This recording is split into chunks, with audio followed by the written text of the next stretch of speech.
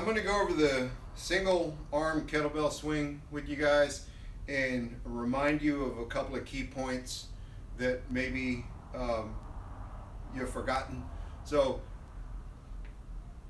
key point number one is always remember to keep your shoulders pulled back on these single arm kettlebell swings. So when you have double arm and then you have a section in the workout that it goes to single arm, or we're just doing alternating single arm kettlebell swings, keeping those shoulders pulled back is very important, because if they're not pulled back, you're going to be fighting that kettlebell the whole time, and it can actually hurt your knees too. And I'm gonna show you how it can hurt your knees. So if we're doing kettlebell swings and the next day somebody comes to me and says, you know, those kettlebell swings, you were real good yesterday, but now my knees are hurting, it's because we weren't going full extension. And the possible reason we weren't going full extension is because our shoulders weren't pulled back far enough. And I wanted to address that because I have heard of this scenario quite a few times. It's either lower back or knees that we have issues with.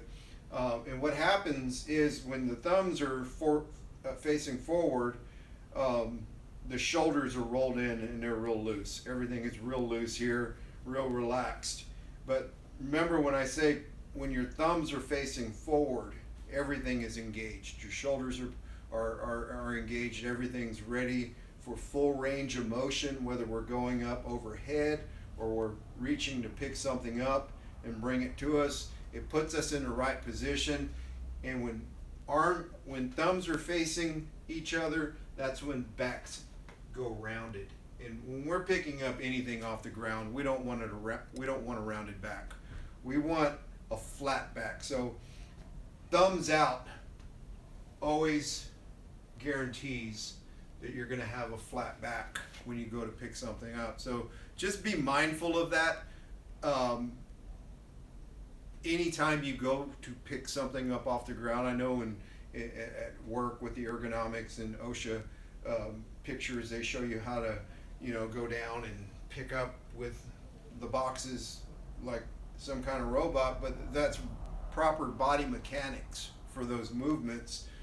They don't always work out too well for the load, but we improvise with that. So I'm going to go over what it looks like not having your shoulder packed and then having your shoulder packed on a single arm kettlebell swing. And I hope this clears it up for both the single arm kettlebell swing and the regular Russian kettlebell swing with two hands. So first I'm going to start off with my arm just kind of hanging here. I'm going to reach for the kettlebell. I'm going to hike it back and I'm going to swing it. Oh, it's going to pull me forward. So that's what happens when the shoulder's not packed, extremely not packed. When it's just loose and you try to swing something out there, the centrifugal force of that kettlebell is going to pull you away from where you're standing pretty quick. Half packed shoulder looks like this.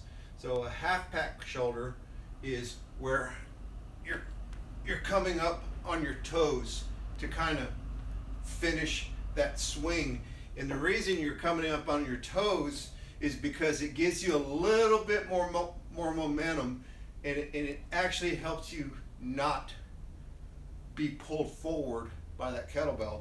So what a packed shoulder looks like is that shoulder is packed starting off, thumbs facing forward, and I'm literally resisting that kettlebell. So there's a huge difference in whether you have the packed shoulder or the loose shoulder. And the loose shoulder, you're always going to work harder. And it's just across the board. If your shoulders are loose, you're going to be chasing that kettlebell the whole time you're going through the workout. So if you don't want to wear yourself out in the kettlebell workout, make sure your thumbs are facing forward, shoulders are packed, and you're solid in your movements. So that works both with the single arm and a double arm. If I'm half packed, I'm coming up on my toes and I'm off balance. So we want to keep fully packed. All that fighting with unpacked shoulders is just causing you to work harder. And we don't want to work harder. We want to work efficient, and we want to get the most out of the workouts that we can. So keep that in mind, and I'll see y'all on the next one.